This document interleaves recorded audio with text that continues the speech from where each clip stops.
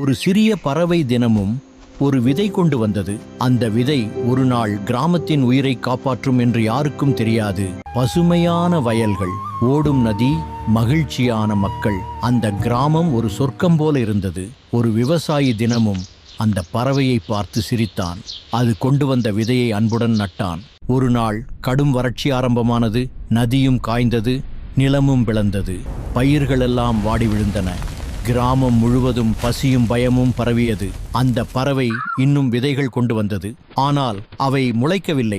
விவசாயி கண்ணீருடன் சொன்னான், இது வேலை செய்யாது என்று நம்பிக்கை இழந்தான். சில விதைகள் மட்டும் முளைத்தன. அப்போதுதான் அவன் உணர்ந்தான், இந்த விதைகள் நீரில்லாமல் முளைப்பவை என்று. அது திடீரென ஒரு பெரிய மரமாக வளர ஆரம்பித்தது. அந்த மரத்தினால் மழை வந்தது. மழை பெய்ததால் கிராமம் மீண்டும் உயிர் பெற்றது. அந்த சிறிய பறவை ஒரு சாதாரண பறவை இல்லை என்று அனைவரும் அதற்கு உணவளித்தனர். நம்பிக்கை இருந்தால் தரிசு நிலமும் பொன்னாக மாறும்.